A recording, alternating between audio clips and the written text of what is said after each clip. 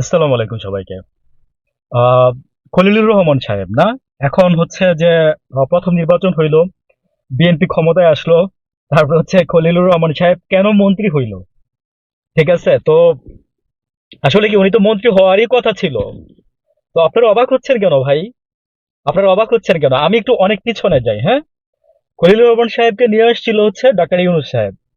খলিলুর রহমান সাহেবের দ্বৈত নাগরিকত্ব ছিল, মনে আছে আপনাদের? এটা নিয়ে ফার্স্ট ভেটো দিছিল বিএনপি। বিএনপির সালাউদ্দিন সাহেব ওনার নিজের বক্তৃতাতে বলছিল যে একজন বিদেশি কাকে না, আপনারা দেখে নিন, আমি ব্যাখ্যা দিতে পারবো না, সরি। সো আমার কথা হচ্ছে যে খলিলুর রহমান সাহেব যখন আপনার এই যে দ্বৈত নাগরিকত্ব নিয়ে, হ্যাঁ, এখনো ডাউট আছে যে উনি দ্বৈত নাগরিকত্ব ওনার আছে এবং উনি দ্বৈত নাগরিকত্ব নিয়ে উনি মন্ত্রী হবে বা ওই যে অন্তর্বর্তীকালীন সরকারের প্যানেলে বসবে। তো তখন অনেক আলোচনা সমালোচনা, হ্যাঁ, খলিল রহমান সাহেব খারাপ, খলিল সাহেব টার্মিনাল দিয়ে দিতেছে, ওই যে আপনার এই যে কে যেন বলে, মানে ভাই, মানে খলিল সাহেবের দুর্নামের কোনো শেষ ছিল না তখন। এই খলিল সাহেব এখন বর্তমান সরকারের মন্ত্রী হয়েছে। তো খলিল সাহেব আজকে বলতেছে যে সাংবাদিকরা জিজ্ঞেস করছিল যে ভোট গণনা করতে বলতেছে আবার, তো আপনি কি বলেন? খলিল সাহেব অট্টহাসি দিয়ে বলছে, সমস্যা নাই, ভোট গুনতে বলেন আবার। সরি, কিছু মনে করবেন না, হাসতেছি কেন ভাই? মানে বাংলাদেশের রাজনীতির মানে মাঠটা, হ্যাঁ, মানে ফিল্ড এত এত এত ডিজাইন করা, মানে এক্সিলেন্ট, মানে আমি ওয়েল ডান জানাবো যারা এগুলো করতেছেন।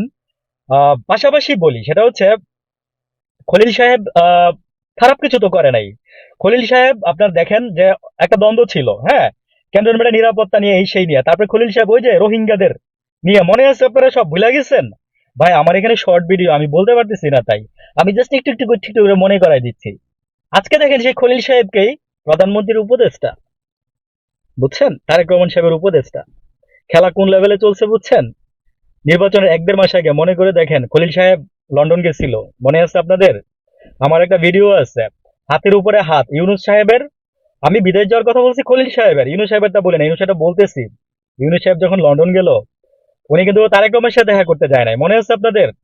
উনি বলছিল যে উনি কি একটা সম্মেলনে কি কি যেন পাঁচটা ওনার কাজ আছে। শফিকুল আলম সাহেব বলছিল, প্রেস সচিব। তো ওইখানে উনি বলছিল তারেক রহমানের সাথে দেখা হইলেও হইতে পারে, দেখা হইছে। দ্যাট ওয়াজ দ্য ইস্যু, ওইটাই মেইন পয়েন্ট ছিল। হাতের উপরে হাত, আমার একটা ভিডিও আছে, আমি সেদিনই বলছিলাম 12 তারিখে নির্বাচন হয়ে যাবে, কনফার্ম থাকেন। এবং যা হওয়ার হয়ে গেছে, বুঝছেন, যা হওয়ার হয়ে গেছে। তো আজকে যে খলিল সাহেব যে মন্ত্রী হয়েছেন না, আপনারা অবাক হচ্ছেন, আমি আরেকদিন বলবো, ঠিক আছে? তো খারাপ কিছু না, ভালোই। হ্যাঁ, তো ওই যে পিনাকি সাহেব বলছিল যে আমার একজন লোক পাঠাইছি মন্ত্রিত্বে, তো তখন ওনারে কোয়েশ্চেন করা হয়েছিল